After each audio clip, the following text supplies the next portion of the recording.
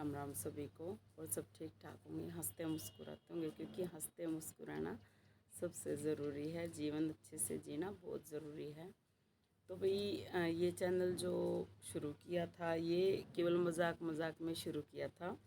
फिर उसके बाद हो गई ये मान लो कि आदत। अभी तो मेरा मोनेटाइज भी नहीं हुआ, तो कोई बात नहीं, अपना सफ़र जारी रखते हैं, जो होगा देखा जाएगा।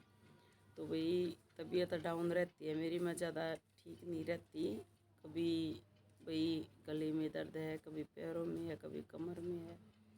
तो भाई कितनी भी कोशिश करूं, चाहे मैं सुबह घूमूं, शाम को घूमूं, एक्सरसाइज करूं, एक दिन अगर मैं ठीक हूं तो अगले दिन मैं डाउन हो ही जाती हूँ। तो जैसा भी समय चलेगा उस हिसाब से मैं वीडियोस भेजा करूँगी। और मोनेटाइज भी नहीं हुआ मेरा भी चैनल, तो कोई बात नहीं। लेकिन अगर कुछ बहनें कुछ भाई भी अगर मेरी वीडियोस सुनते हैं, देखते हैं और उन्हें कुछ अच्छी लगती है तो उसमें मैं खुश रहूँगी। मैं किसी से आज के बाद ये नहीं कहूँगी कि आप लाइक करें, कमेंट करें, शेयर करें, बिल्कुल भी नहीं। तो भाई मैं अपने मन की बात बोलूँगी अब, जो मुझे सही लगेंगी, चाहे इसमें किसी को एतराज़ हो चाहे ना हो। हाँ, किसी का दिल दुखाना मेरा मकसद बिल्कुल नहीं है, लेकिन मैं अपने मन की बात बोलूँगी। तो भाई सबसे मेन मैं आज इस टॉपिक पे बात करना चाहती हूँ कि अपना ख्याल रखना सबसे ज़रूरी है, कि हम सब अपना ख्याल रखें। जब हम अपना ख्याल नहीं रखते ना, तो ये हमारी सबसे बड़ी मतलब इस शरीर के प्रति गद्दारी है, धोखेबाजी है, सरासर धोखेबाजी है। जब हम ये सोचते हैं ना कि हम बहुत ख्याल रख रहे हैं, तब हमें पता भी नहीं होता कि हम ख्याल रख ही नहीं रहे।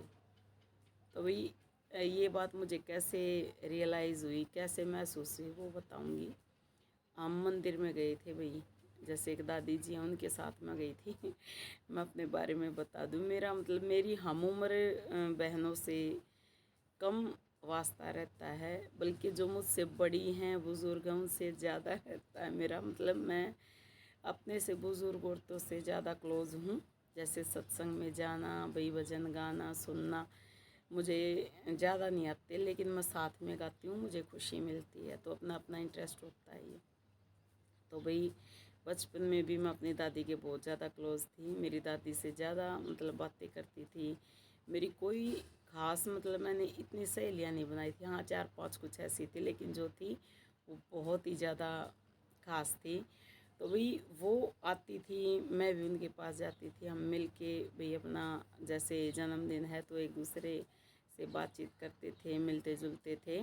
तो भाई ये नहीं होता था पहले कि केक काट लिया। पहले क्या होता था, जैसे नमकीन बिस्कुट ले आए, चाय बना ली, फिर उसके बाद नमकीन चावल बना दिए भाई, सारी सब्जियां डाल के, जिसको आजकल पुलाव बोलते हैं। तो हम बड़ा इन्जॉय करते थे, इसमें हम बहुत ज़्यादा खुश रहते थे। तो वही सबसे मेन है कि मैं अपने दादी के क्लोज थी। मेरी मतलब बचपन की सबसे अच्छी दोस्त मेरी दादी थी और मेरी माँ थी। तो फिर उसके बाद भाभी जी बनी। तो पड़ोस में जो आंटियाँ हैं वो मेरी दोस्त थी। अब भी हैं, मैं जाती हूँ मायके तो उनसे मिल के आती हूँ। तो सबसे मेन पॉइंट मैं ये बोलना चाहती हूँ कि सत्संग में हम गए एक दादी जी के साथ। तो यहाँ मतलब ससुराल में नाते से दादस हैं वो मेरी, तो मैं दादी जी के साथ चली गई वहाँ पर। तो सत्संग में भजन गाए और बहुत ही ज़्यादा मतलब खुशी हुई। तब आखिर में महाराज जी बोलने लगे, वो मतलब बताने लगे कि 1 लाख काम छोड़कर हमें भगवान का भजन करना चाहिए। यानी पहले नंबर पर है भजन, परमात्मा का भजन करना चाहिए। फिर दूसरी बात उन्होंने बताई कि 80,000 काम छोड़कर हमें स्नान करना चाहिए और 50,000 काम छोड़कर हमें भोजन करना चाहिए ताकि शरीर को ताकत मिले।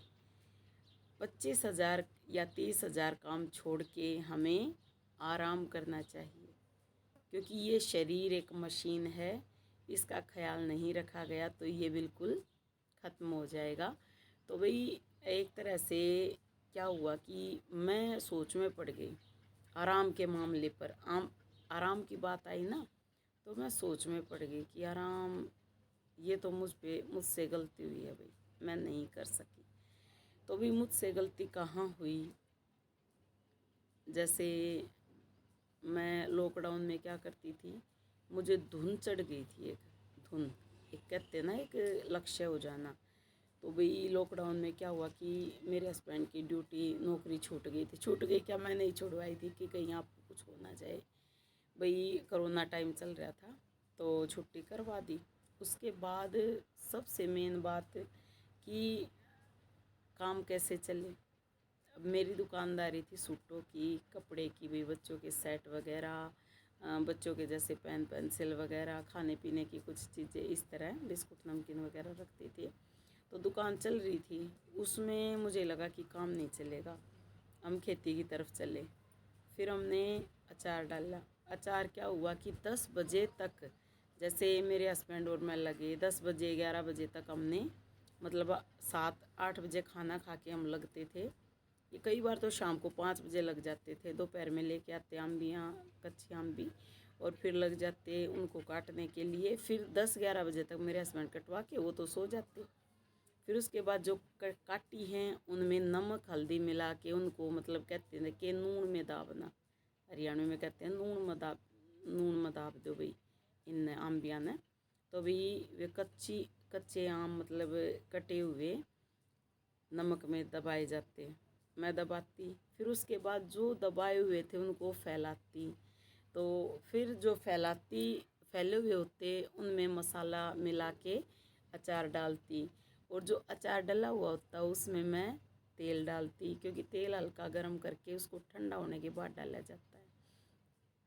मतलब ये मान लो कि मुझे 4-4:30 बज जाते उसी काम में, क्योंकि समझ सकते हैं समझने वाले, जब भाई 30-30 किलो 40-40 किलो जब कच्चे आम को काटा जाता तो कितना भाई वो तैयार होता है। तो मैं लगी रहती, मतलब फिर खेत में सब्जियां भी बोई थी। दिन में मेरे पति देव तो आके रेस्ट भी कर लेते थे। मैं खेत में भी लगी रहती, घर में भी कई काम होते, जैसे बच्चे छोटे थे उस टाइम, और घर में भी लगी रहती। फिर टाइम मिलता तो अपना भाई बची हुई कच्ची आम हैं या फिर हरी मिर्ची हैं, कुछ भी मिल जाए मैं लगी रहती, अचार डालती। मैंने कभी रेस्ट लगभग किया ही नहीं। उस समय शुरुआत हुई थी कि उस टाइम मैं बिल्कुल ठीक थी, बिल्कुल ठीक, हेल्दी और स्वस्थ सही था मेरा। जो बच्चों को पसंद होता, मेरे पतिदेव को पसंद होता, मैं वो चीज़ें बनाती। हम खूब खाते पीते लॉकडाउन में। लेकिन मैंने जो रेस्ट नहीं किया ना, वो मेरी सबसे बड़ी गलती थी। और जैसे दूध आता था तो दूध में क्या सोचती, बच्चे पढ़ाई कर रहे हैं, इनको ज़रूरी है, इनको दे देती। फिर पति देव भाई ज़्यादा कर रहे हैं, क्योंकि इन्हों लाते थे भाई, जैसे बेलों को और काम करते थे खेत में, तो मुझे इनकी फ़िक्र हुई, मैंने अपनी फ़िक्र नहीं की, जो मेरे जीवन की सबसे बड़ी गलती थी। भाई परिवार का ध्यान रखना चाहिए, लेकिन खुद का भी औरत को ख्याल रखना चाहिए सच में। तो उस दिन महाराज जी ने बताया ना, तो घर आके मैं जैसे बेटियों को समझाने लगी कि बेटा मुझसे ये गलती हुई है, आप कभी मत करना। क्योंकि जो हमारे अनुभव होते हैं हमें अपने बच्चों से शेयर करने चाहिए, बताने चाहिए कि मुझे इस चीज़ से नुकसान हुआ, तुम ऐसी गलती मत करना। तो भी मुझसे इतनी बड़ी गलती हुई कि मैं, है ना, उसके बाद, मतलब महाराज जी के बताने के बाद मैं, मतलब इतनी बुरा महसूस कर रही थी, काश मैं अपना ख्याल रख लेती। क्योंकि जो बीत चुका समय ना, वो हम वापस नहीं ला सकते। लेकिन अब मैं अपना पूरा ख्याल रखने लगी हूँ। अभी की बात बताऊँ तो टैंकर आ गया एक दिन 3-4 दिन पहले। तो मैं क्या कर रही थी, मतलब सुबह से दोपहर तक मैंने रेस्ट किया। सच में मैंने विचार, अब मतलब मैं अपना ख्याल रखने लगी हूँ, तो मैंने रेस्ट किया। फिर उसके बाद मैं कपड़े तय करने लगी। तो बड़ी बेटी को थोड़ा सा करंट लग गया भाई, बहुत दुख हुआ उस टाइम, मतलब मैं एकदम से डर गई थी। तो मैं, फिर कट भी लग गया था एक उंगली पे, जैसे कट लग जाना, कट लग गया था। तो मैं बोली बेटी आराम कर, मैं करूँगी। तो भी मैं लगी रही 11 बज गए, 12 बज गए, कपड़े धोए भाई। अब टैंकर आया तो ऊपर टंकियाँ फुल करी, नीचे भी 1-2 टंकी भरी, और फिर अपना भाई टब वगैरह भर के फटाफट मैं कपड़ों को धोने, कपड़े ज़्यादा थे और कई दिन से जैसे भाई तबीयत डाउन रहती है, मैं बता रही थी। तो बेटियां जो ज़रूरत के होते हैं उनको मैं कहती हूँ कि बेटा ज़रूरत के धो लो, क्योंकि पढ़ाई भी करनी है अभी बच्चों को, ऐसे दबाव नहीं डाल सकते कि सारा काम तुम ही करो। तो भाई मैंने खूब सारे कपड़े धो लिए दरी और ये जो रहते थे ना, एक दो शाम को धो के सो गई मैं, रात हो गई थी बिल्कुल। तो 12 बजते मेरे दिमाग में आया मुझे रेस्ट करना चाहिए, क्योंकि लॉकडाउन में गलती हो चुकी है, अब ध्यान रखना है। मैं छोटी बेटी मेरे साथ लगी, मैं बोली बेटा सो जा। तो बेटी को बहुत ज़्यादा थकान हुई। मैं फिर अगले दिन भी बेटी देर से सोई। कल फिर बेटी को फिर मैंने बोला कि बेटा तू आज दिन में सो जा, क्योंकि तू रोज़ लेट सोती है स्कूल का काम करते करते। तो भाई हम अपना भी ख्याल रखें, अपने परिवार में सभी का ख्याल रखें, ये बहुत ज़रूरी है। लेकिन जो ये कुछ बहनें करती है ना, जैसे मैंने किया, भाई ये गलती कभी मत करना, ठीक है। तो महाराज जी ने बताना, तो उसके बाद तो मुझे और भी ज़्यादा कंफर्म हो गया। पहले मैं सोचती थी कि ये वहम है, लेकिन जब महाराज जी ने बताया ना, तो वो समझ में आया। अब मैंने बचपन से ये तो सुना था कि खाना छोड़ दो लेकिन नहाना कभी मत छोड़ना, यानी सुबह के समय पहले नहाओ, फिर उसके बाद जोत बत्ती, फिर उसके बाद अपना खाना खाओ, ये होता था। लेकिन ये कभी नहीं सुना था कि आराम भी बहुत ज़्यादा ज़रूरी है। मैं सच बता रही हूँ आत्मा से, ये कभी नहीं सुना था अपने परिवार में, मायके में कभी नहीं सुना, और यहाँ ससुराल में भी पहली बार महाराज जी के मुँह से सुना। तो मुझे ये महसूस हुआ। तो इसलिए हम सभी को है ना, भजन में, सत्संग में, अपने बुज़ुर्गों के साथ, अपनी जो बूढ़ी माताएं हैं उनके साथ ज़रूर बैठना चाहिए, क्योंकि उनसे हमें जो उनके जीवन के अनुभव भी पता चलते हैं। वो बताते हैं कि भाई हमने ये गलती की, ये हानि हुई, हमने ये मेहनत की तो हमें ये फ़ायदा हुआ।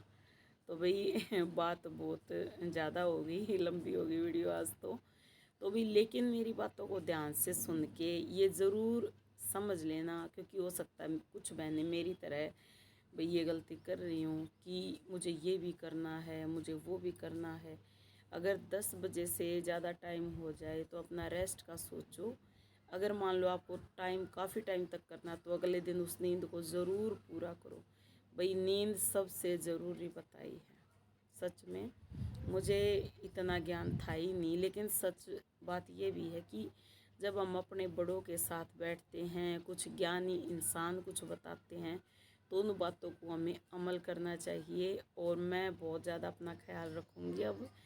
और वैसे मैं बचपन से भाई गोलू मोलू ही थी तो भाई एक बार मतलब कुछ टाइम के लिए, जैसे 3rd-4th क्लास तक, मतलब 3री-4थी क्लास तक मैं पतली थी। उसके बाद मैं मोटी होती चली गई, मतलब गोलू मोलू सी थी। लेकिन इतनी भी मोटी नहीं थी जितनी मैं अब हो चुकी हूँ। वो क्यों हुई? क्योंकि लॉकडाउन में जब ज़्यादा काम किया, ज़्यादा अपना ख्याल नहीं रख पाई, खान पान का ध्यान नहीं रख पाई, तब दिक्कत है। और सब कुछ खाते पीते थे भाई, रोटी सब्जी, जैसे भाई नमकीन चावल बना लिए तो खाते पीते थे। लेकिन जो दूध की ज़रूरत होती है ना, वो हर इंसान को होती है। शाम को दूध मैं बिल्कुल नहीं लेती थी कि ये पापा बेटी ले ले और मैं रहने दूँ, कोई बात नहीं, कोई आ जाए तो चाय बन जाएगी, बचा हुआ होता तो भी नहीं लेती थी। ऐसी गलती की। तो खाने पीने का ध्यान रखते हुए सबसे पहले भाई नहाना ज़रूरी, फिर भजन यानी जोत बत्ती ज़रूरी, फिर हमारा खाना पीना, फिर काम करके घर का हमारा रेस्ट बहुत ज़रूरी है। तो भाई राम राम सभी को। अगर बात अच्छी लगे तो लाइक कमेंट के लिए बिल्कुल नहीं कहूँगी, लेकिन इस बात को अपना समझना भाई, ताकि आप सभी का भी फ़ायदा हो। जैसे कि मुझे थोड़ा सा पता चला है, मैं आप सभी को बता रही हूँ। तो भाई राम राम सभी को।